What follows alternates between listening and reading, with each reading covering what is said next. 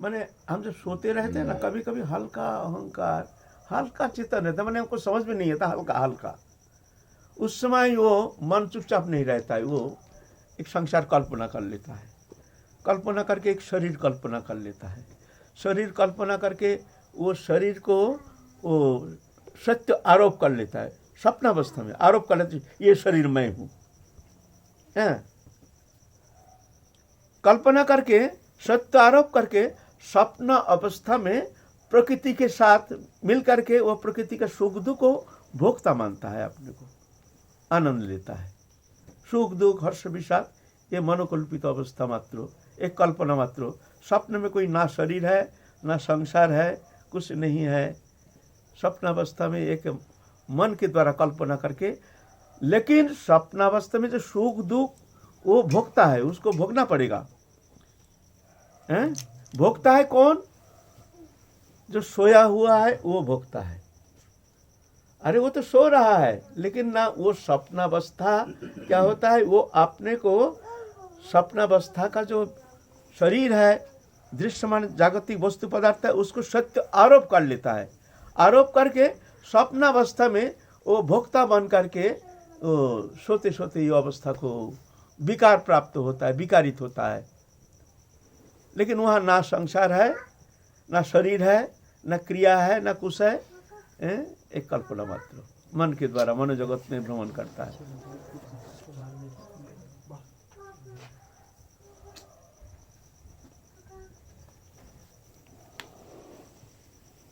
है ना?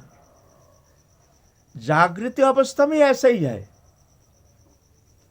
जागृत अवस्था में क्या है, ये शरीर देखो, ये जागृति अवस्था जो है, यहाँ शरीर है नहीं ऐसा नहीं, संसार है नहीं ऐसा नहीं।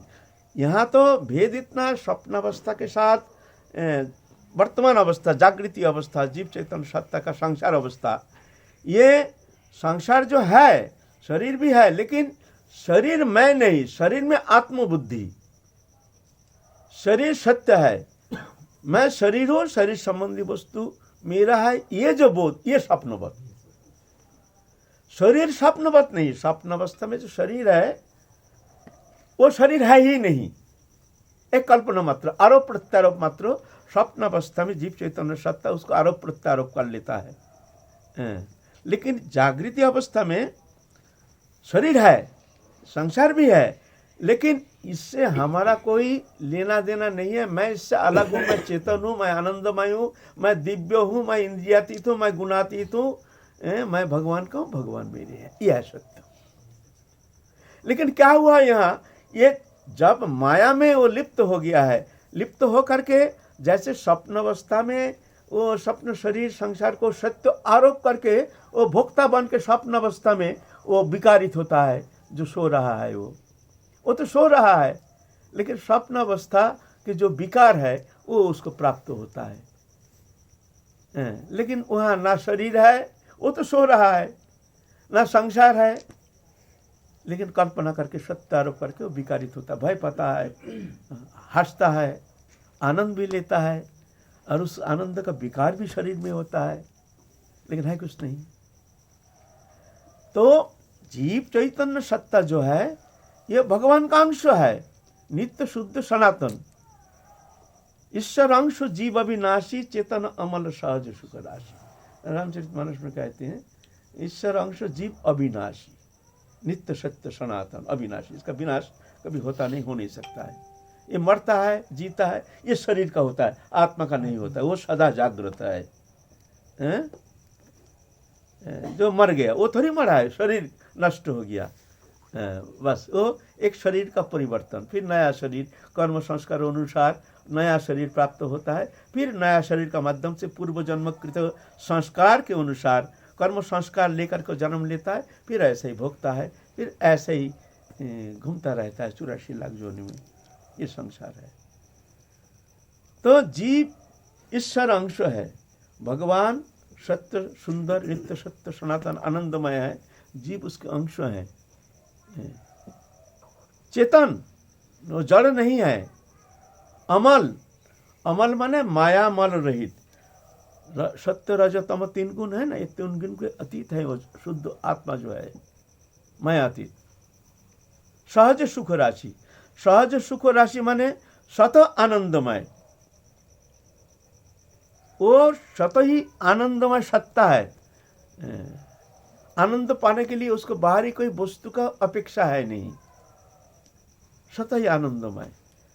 लेकिन स्वरूप विस्मृति के कारण, जो मैं भगवान का अंश हूँ, मैं शुद्ध सत्य सनातन नित्य मुक्त भगवान का ही हूँ, भगवान मेरे हैं, ये मेरे परिचय है। ये विस्मृति के कारण, स्वरूप विस्मृति के कारण वो अपना आनंद भी विस्मृत हो गया है। लेकिन वो स्वप्न अवस्था में जैसे वो सुख दुख प्राप्त होता है, ऐसे ही वो सुख दुख, ये जो है प्राकृतिक अवस्था, इसको सत्य मान करके, भोक्ता बन करके हम विकारित हो रहे हैं। वास्तव में ये सब ये है माया, ये है माया, ये आरोप प्रत्यारोप मात्र। संसार जो है आरोप प्रत्यारोप मात्र, ये पहले था नहीं, पीछे रहेगा नहीं, विश्व दृश्यमान आगंतुक है ना। तो भगवत अंश जीव अविनाशी चेतन अमल सहज सुख राशि सत आनंदमय। फिर जब गुरु कृपा से उसको ये बोध होता है, वो जान लेता है जो वास्तव में मैं फंस गया हूँ माया में, बड़ी बुरी तरह से फंस गया हूँ। चतुर्विंशति तत्व ये शरीर है, इसमें तादात्म्य होकर के मैं अपने चेतन सत्ता को विलय करके, देखो शरीर में कहीं हाथ दो तो मेरे को ही लगता है, मेरे को ही लगता है जैसा हमको लग रहा है। चेतन सत्ता को विलय करके जड़ को चेतन बना करके और चेतन जड़त्व प्राप्त हो करके दोनों मिल करके शरीर धर्मी बन करके संसार रचना करके, ये सृष्टि रचना करके खेल रहे हैं। अपरमित स्तन्यं प्रकृतिं विद्धि मे पराम जीवभूतं महाबाहो जयदंग धार्यत जगत। परा प्रकृति और अपरा प्रकृति, चेतन और जड़ दोनों मिलकर के सृष्टि रचना करके इस तरह से खेल रहे हैं भगवान। ये पेड़ है, इसका अंदर चेतन है, काट दो चेतन चला जाएगा, ये सूख जाएगा, ये धारण करने में समर्थ है। ऐसे दृश्यमान जागतिक वस्तु पदार्थ जो भी दिखता है, ये शरीर जड़ चेतन का मिश्रण मिलन, इस तरह से सृष्टि रचना करके खेल रहे हैं। उसमें हम एक जीव चैतन्य सत्ता बन करके, जीवात्मा बन करके संसार चक्र में घूम रहे हैं अनादिकाल से। जीवात्मा, जीवात्मा माने जीव रूपी आत्मा, या आत्मा कहो या जीव कहो। जीवात्मा क्यों कहे तो बोला हाँ, वो था तो आत्मा है, तो आत्मा, लेकिन बन गया जीव। दोनों मिल करके जीव सत्ता जो है प्रकृति जातो चेतन है भगवत सत्ता, दोनों मिलकर के जीव आत्मा, इसका संज्ञा देते हैं श्रीमद् भागवत पुराण में। भूतेन्द्रिय अंतकरणात् प्रधानात् जीव संगीतात्। जीव किसको कहते हैं? भूत इंद्रिय अंतकरण प्रधान, जो इसको जीव कहते हैं। भूत माने पंच महाभूत, अग्नि जल आकाश वायु पृथ्वी। इंद्रिय 10 इंद्रिय, 5 कर्मेंद्रिय, 5 ज्ञानेन्द्रिय।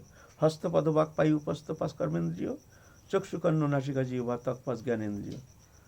अंतकरण मन बुद्धि चित्त अहंकार, ये मिलकर के इसको प्रधान बन के, कर्ता बन के, कर्तृत्व अभिमान लेकर के शरीर धर्मी होकर संग जो अपने को कर्तृत्व अभिमान के कारण संसार में घूम रहा है, ये है, इसको कहते हैं जीव।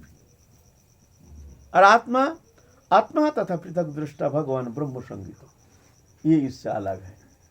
28 प्रकृति है, 28 प्रकृति, चतुर्विंशति तत्व, 24 तत्व कहते हैं। विकार 24 तत्व है तुम्हारा।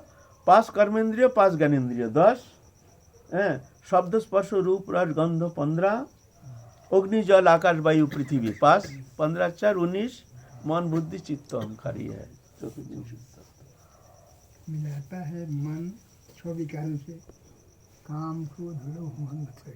ये तो प्रकृति जातो विकार है, आत्मा से नहीं। आत्मा से ये विकार पैदा नहीं होता है। जब प्रकृति पुरुष का संयोग से जब चैतन्य सत्ता जीव बन के आता है, तो जाकर के माया के कारण ये विकार उसमें आरोपित होता है।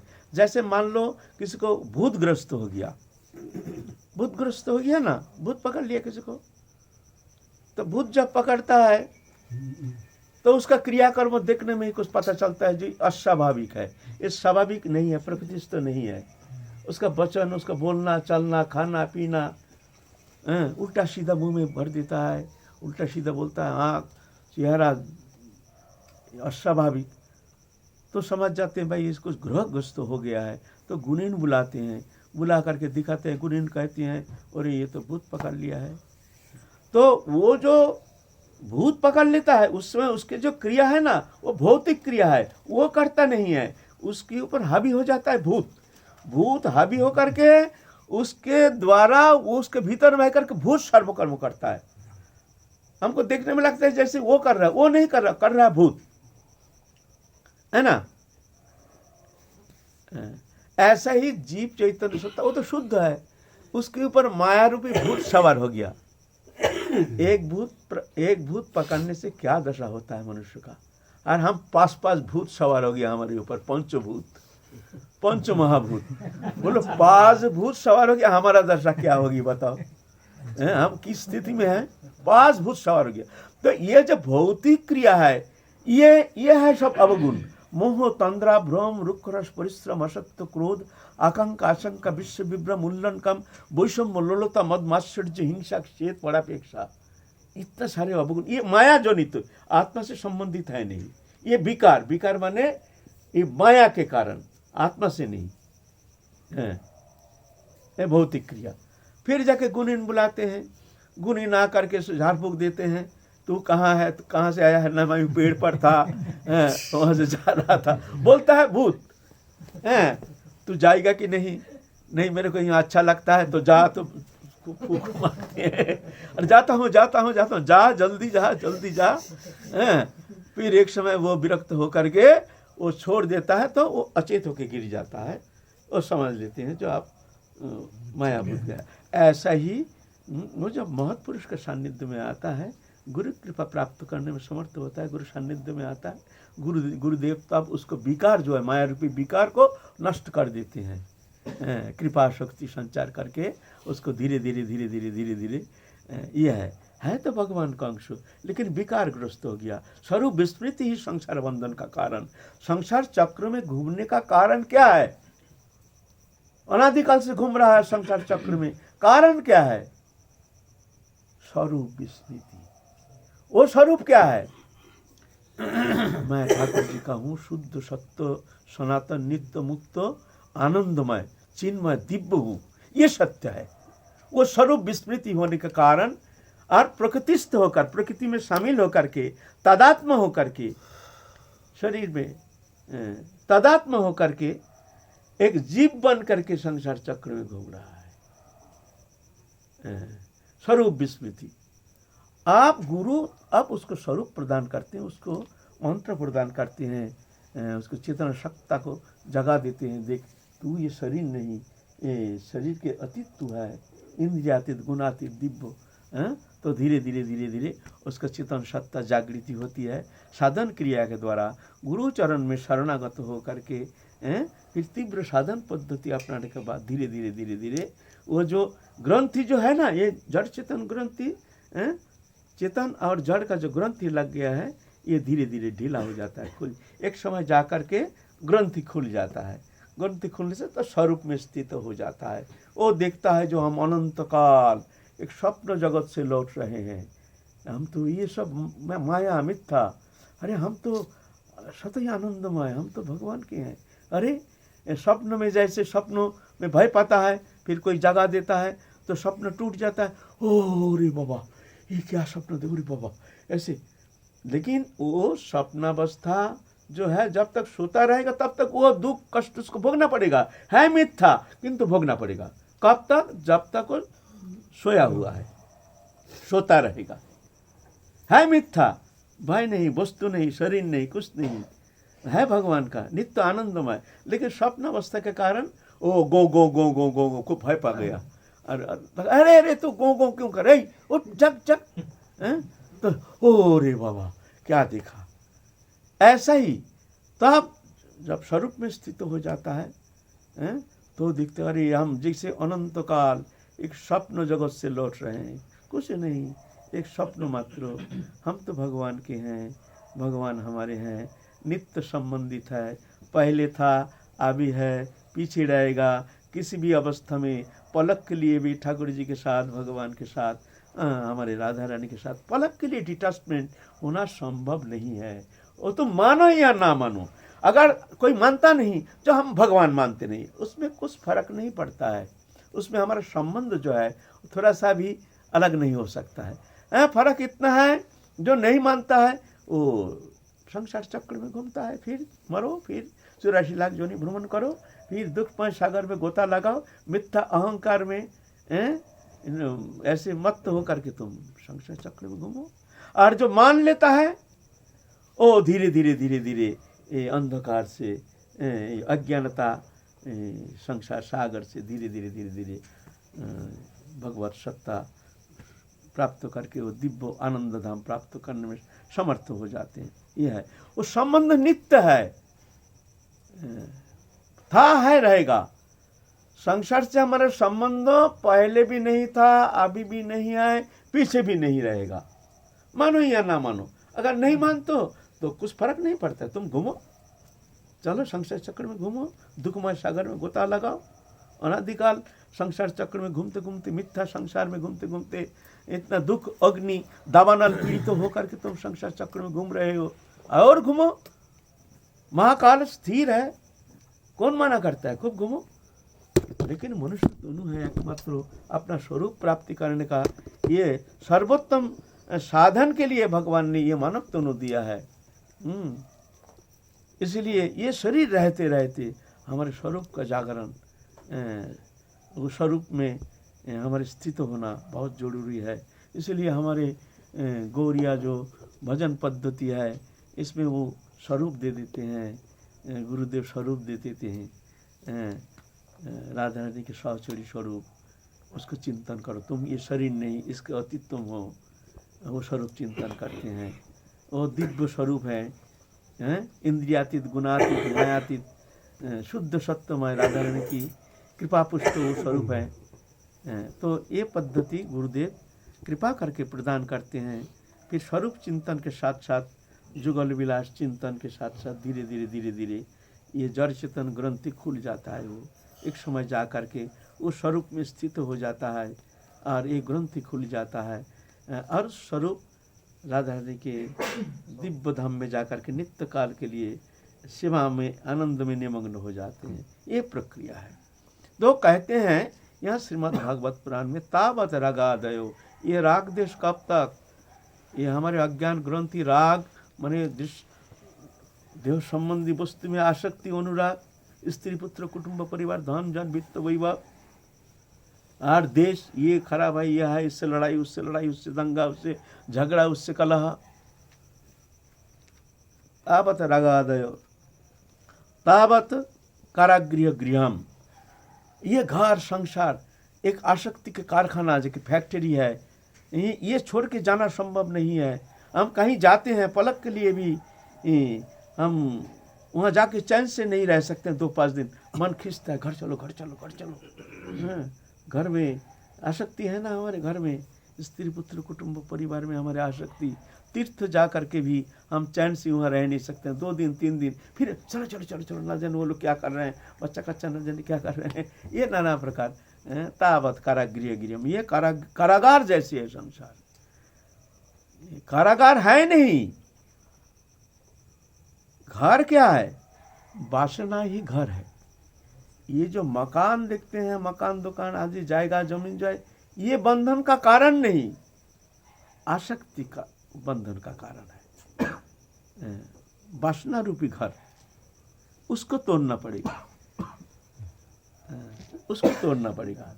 वो कैसे तोड़ेंगे ना, जावत कृष्ण न तेज ना, जब तक हम ठाकुर जी के नहीं हो जाते हैं, जब हम राधा रानी के हो जाते हैं, जो राधा रानी हमारी है, हम राधा रानी के हैं, जगत से हमारा संबंध था नहीं, है नहीं, होगा नहीं, होता नहीं। राधा रानी से हमारा नित्य संबंध है, हम राधा रानी के हैं, राधा रानी मेरी है, बस ये भावना।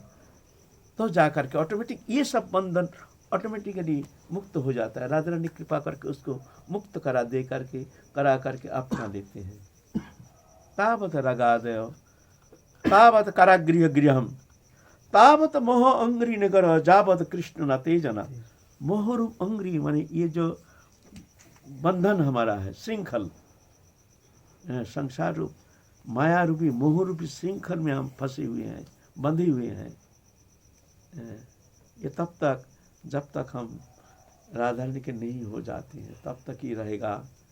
तो एक बार राधारणी का हो जाना है, मन में भावना कर लो, शारीरिक परिवर्तन नहीं, एक मानसिक अंतःकरण की वृत्ति है, भावना को बदल लो, हम राधारणी के हैं, राधारणी हमारी है। संसार से हमारा संबंध था नहीं, है नहीं, होगा नहीं, होता नहीं, और राधारणी से हमारा कभी अलग होना संभव नहीं। वो हमारे हैं, हम राधारणी के। ये भावना का परिवर्तन हो गया तो भजन बहुत सहज हो जाएगा, और ये भावना का परिवर्तन नहीं हुआ तो भजन करके भी तुमको आगे चलना बड़ा मुश्किल हो जाएगा। जय जय श्री राधे।